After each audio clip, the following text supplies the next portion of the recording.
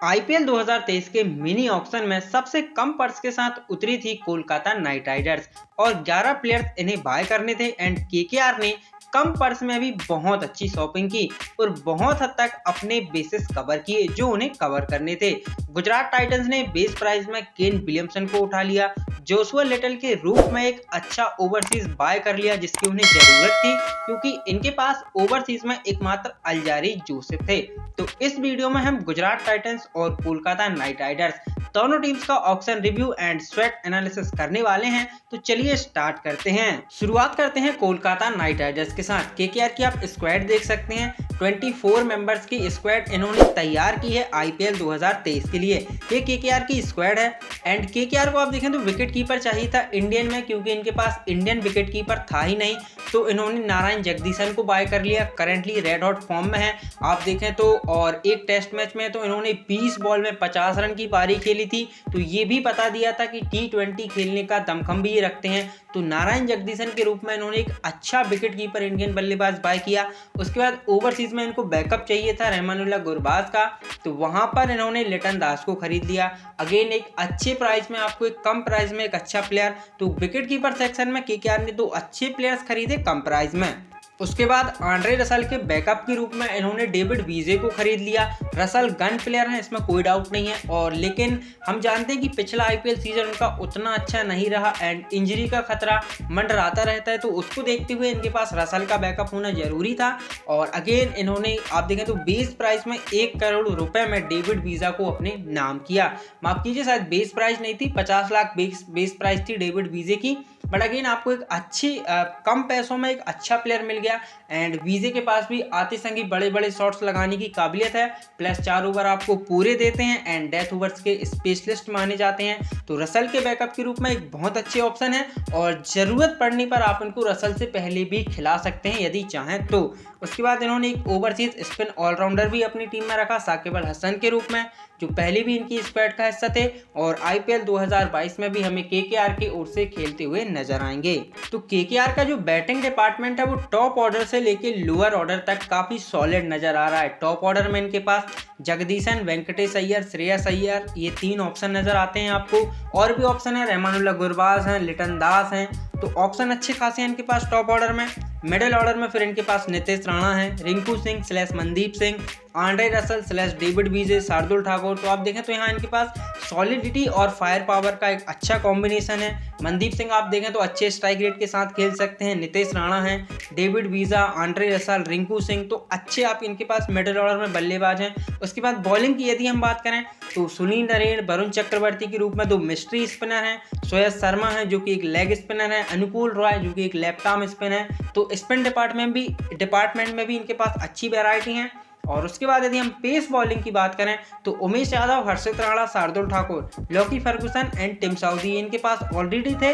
इन्होंने Vaibhav Arora and Kulwant Khajroliya 2 Indian pacers को buy किया। इसमें Vaibhav Arora right arm pacer हैं एंड कुलवंत खजरोलिया एक लेफ्ट आर्म सीमर हैं। तो बॉलिंग पेस अटैक भी इनका अच्छा नजर आ रहा है। उसके बाद डेथ ओवर्स के लिए इनके पास लॉकी फर्गुसन के रूप में एक गन डेथ बॉलर मौजूद है जिनके पास आप कहें तो वो 150 की गति है और उस गति पे यॉर्कर एग्जीक्यूट करने की काबिलियत रखते हैं।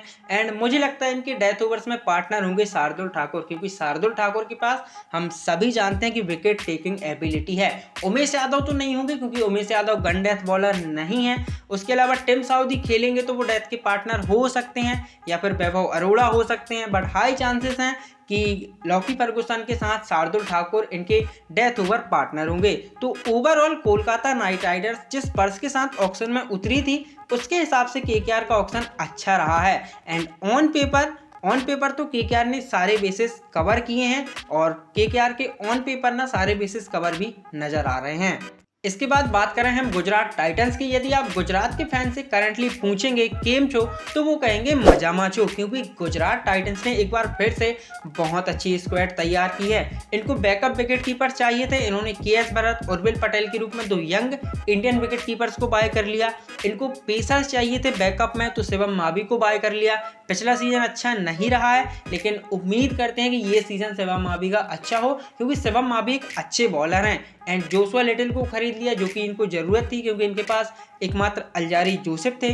तो गुजरात टाइटंस का ऑप्शन अच्छा रहा। इनकी बैटिंग भी आप देखें तो पिछले सीजन भी अच्छी नजर आ रही थी और इस सीजन भी आप देखें तो इनके पास बहुत से ऑप्शन हैं। इनके पास टॉप ऑर्डर में शुभमन गिल हैं, बट इनका पार्टनर कौन होगा ये देखने वाली बात होगी, क्योंकि इनके पास मैथ्यू वेड का ऑप्शन है, रिद्धिमान शाह है, साई सुदर्शन से ये चाहे तो ओपन करा सकते हैं, फिर ये चाहे तो केएस भरत से ओपन करा दें, केन विलियमसन से करा सकते थे, बट नेहरा साहब ने कंफर्म किया कि वो नंबर 3 पर गुजरात के लिए खेलेंगे। तो देखना होगा कि शुभमन गिल के पार्टनर कौन होते हैं। रिद्धिमान साहब भी हो सकते हैं, मैथ्यू वेड हो सकते हैं, केएस भरत, इन 3 में से कोई भी हो सकता है। मिडिल एंड लोअर ऑर्डर की बात करें तो यहाँ हार्दिक पांड्या हैं, डेविड मिलर हैं, राहुल तेवतिया, राशिद खान, अभिनव मनोहर, शतरंगानी, ओडियन समेत। तो मिडिल और लोअर ऑर्डर में भी गुजरात के पास अच्छी फायर पावर नजर आती है। और उसके बाद यदि हम बॉलिंग की बात करें तो आईपीएल 2022 की ही तरह 2023 में भी गुजरात की बॉलिंग स्ट्रॉन्ग है। स्पिनर्स और पेसर्स का इनके पास अच्छा कॉम्बिनेशन है। डेथ के लिए इनके पास राशिद खान है। राशिद खान एक ऐसे बॉलर हैं, आप उनसे जब चाहें जिस फेज में चाहें बॉलिंग करा सकते हैं। जोशुआ लिटिल एक अच्छे ऑप्शन रहेंगे डेथ में। मोहम्मद शमी ने लास्ट ईयर्स में आप दिखाया था डेथ में कमाल की बॉलिंग की थी, तो डेथ के भी इनके पास अच्छे खासे ऑप्शंस अवेलेबल हैं। और स्पिनर्स में इनके पास ऑलरेडी राशिद खान है, करेंटली वर्ल्ड के नंबर 1 लेग स्पिनर। फिर नूर अहमद के रूप में एक इनके पास बैकअप है, आर साई किशोर हैं जो कि लेफ्ट आर्म स्पिन बॉलिंग डालते हैं, जयंत यादव हैं, तो इनके पास स्पिनर्स भी अच्छे खासे हैं। सो ओवरऑल यदि हम गुजरात की बात करें, ऑप्शन रिव्यू करें, तो आईपीएल 2022 में गुजरात की स्क्वाड जितनी स्ट्रॉन्ग थी, आई थिंक मेरे हिसाब से मुझे ऐसा लगता है कि उससे ज़्यादा स्ट्रॉन्ग है आईपीएल 2023 में। तो आईपीएल 2022 में ये अंडरडॉग आए थे, बट मुझे लगता है कि आईपीएल 2023 में ये अपने टाइटल को डिफेंड करने के इनके हाई चांसेस हैं और गुजरात कर भी सकती है। करती है ये नहीं, कर पाएगी या नहीं ये टाइम बताएगा, बट गुजरात के पास ताकत है और इतनी अच्छी खासी स्क्वाड है कि वो अपने टाइटल को डिफेंड करने की काबिलियत ताकत रखते हैं। तो दोस्तों ये रहा गुजरात टाइटंस और कोलकाता नाइट राइडर्स का auction review and sweat analysis auction के बाद। उम्मीद करता हूँ आप लोगों को वीडियो पसंद आया होगा एंड कमेंट सेक्शन में जरूर बताइएगा कि आपके हिसाब से ये दोनों टीम्स ऑन पेपर कितनी स्ट्रॉन्ग नजर आ रही हैं। सो आज के लिए इतना ही दोस्तों, वीडियो को लाइक कीजिए, दोस्तों के साथ शेयर कीजिए एंड चैनल को सब्सक्राइब जरूर करें। मैं मिलता हूं अगले नए वीडियो में, तब तक के लिए bye bye, take care, thank you so much.